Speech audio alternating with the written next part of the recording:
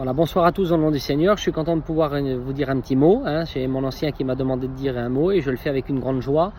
Je vous donne une expérience qu'on a vécue, ça fait à peu près un peu plus d'un an de ça. J'ai ma femme qui a passé des examens et puis très rapidement, elle perdait la vue. Pour vous couper au court, elle a eu des problèmes au niveau des yeux. Et elle avait perdu 3 dans un œil, 2 de l'autre, etc. Et puis pendant plusieurs mois, c'était vraiment difficile. Et puis donc on était parti, il était en mission.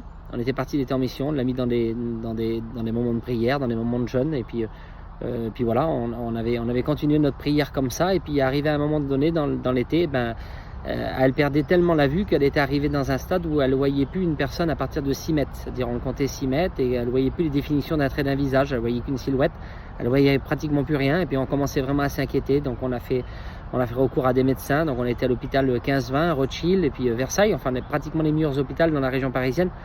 Et les médecins nous disaient, ben voilà, on n'a pas de solution pour elle. Il n'y a pas de lunettes adaptées pour sa vue, il n'y a pas de lentilles adaptées pour elle. Et puis les conséquences vont faire que malheureusement, elle perdra la vue comme ça. Ou bien on va laisser une fiche avec une sorte de tampon, si vous préférez, un cachet dans l'Europe, pour savoir s'il y avait des cas qui étaient similaires comme ça dans l'Europe avec elle.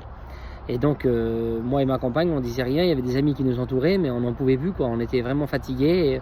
Et je disais, Seigneur, qu'est-ce qui va nous arriver? Le diable attaquait à elle, il lui disait, quand on rencontre, change pas de camping, change rien, garde comme il est là, parce que tu verras plus clair, garde tes repères. Alors le diable, vous comprenez, il est subtil, et puis il nous parle, Et puis arrivé à un moment donné, si vous préférez, où on n'en pouvait plus. Et j'ai fait appel à mon frère. Il y avait mon frère qui était là et puis il y avait un serviteur.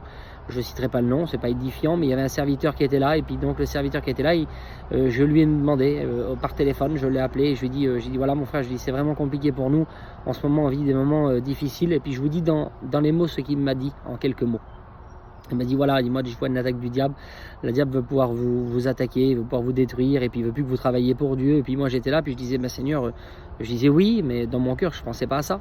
Je disais oui, bon voilà, je dis, le serviteur il le dit, si c'est une attaque, voilà, mais dans mon cœur c'était pas ça.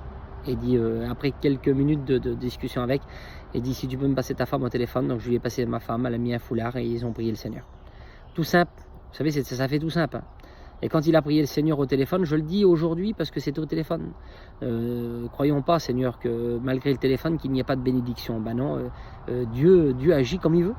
Et donc, rapport même à ce confinement, si tu as un problème, Dieu va te bénir, j'en suis sûr. Et donc là, rapport au téléphone, il a prié pour elle.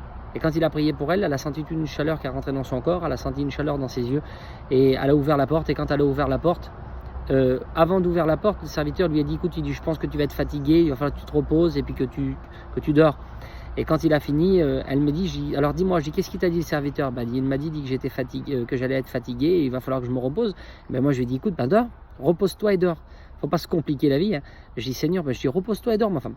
Et au moment où elle a ouvert la porte, elle a vu mes petits à une vingtaine de mètres et elle a eu une guérison instantanée.